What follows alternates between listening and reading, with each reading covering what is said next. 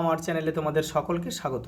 আজ আমরা ক্লাস 5-এর রায় মার্টিন প্রশ্নবিচিত্রা থেকে বাংলার দ্বিতীয় পর্যায়ক্রমিক মূল্যায়নের প্রথম স্কুল সলভ করব।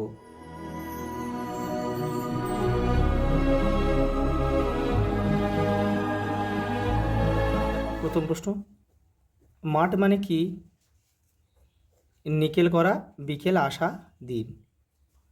দেখো এটা হবে কোন? দেখো ছেলে একেবারে চুপ করে গল্প শোনে, দস্যি ছেলে। টাপুটুকুর বৃষ্টিপাত থেকে নেওয়া হয়েছে এটা। মধু কাটতে কতজন লোক চায়? 3 জন। দ্বিতীয়বার কুমির ও শিয়াল মিলে কিসের চাষ করেছিল? ধানের চাষ করেছিল। বিদ্যাসাগরের মা ছিলেন মহিষী নারী। রবীন্দ্রসঙ্গীতের গায়ক হিসেবে ভদ্রলোকের সুনাম আছে। ওগো আজ তোরা যাস নে ঘরের বাহিরে, তোরা হবে এটা।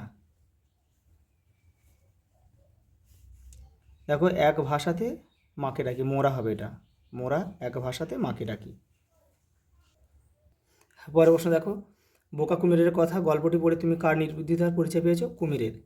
ফণিমনসা কান্নার সময় কে পথ দিয়ে কে যাচ্ছিল? বনের পরী।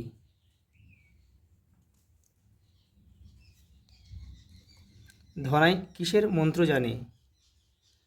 মৌচাক কাটার।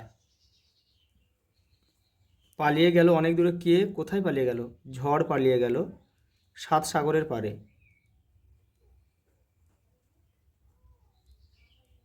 সাত সাগরের পারে। সন্ধে হলেই দুহাত তুলে জুড়তো ভূতের নাচ। এখানে কার কথা বলা হয়েছে? এখানে মায়াতুরের কথা বলা হয়েছে।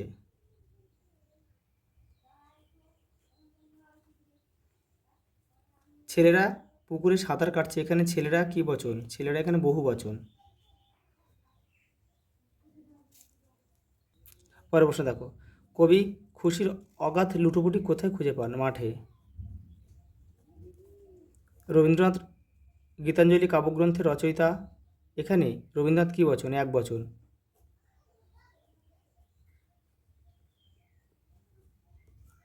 তোমরা এখানে কি চাও?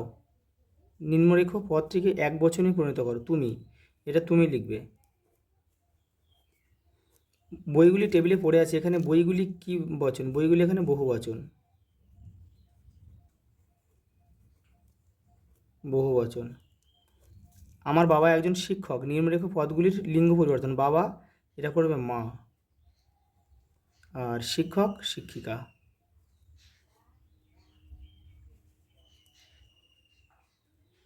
দেখো পরে এবার রয়েছে, দেখো পরেটা দেখো, বোকা কুমিরের কথা গল্পে কুমির ও শিয়াল কিসের চাষ করেছিল? ধান, আলু, ধান, আখ। আলু, ধান আর আখের চাষ করেছিল। চাষের চাষের কার লাভ ও কার ক্ষতি হয়েছিল? এখানে দেখো কুমিরের ক্ষতি হয়েছিল আর শিয়ালের কিন্তু লাভ হয়েছিল। তোমরা এটা লিখতে পারো পুরোটা। পরেরটা দেখো, অবশেষে দীর্ঘ যাত্রা শেষে কারা ভগবানের প্রাসাদে পৌঁছলো? দেখে নাও। মৌমাছি, মোরগ, ব্যাঙ, বাঘ। উল্লসিত হয়ে সরবে পুকুরে ফিরে গেল কে? ব্যাঙ। ভগবান কেন তার মন্ত্রীদের তিরস্কার করলেন? গাফিলতির জন্য। গাফিলতির জন্য। দেখো, ঝড়ের সময় নদী বা সমুদ্রে থাকলে কী ধরনের বিপদ ঘটতে পারে বলে তোমার মনে হয়?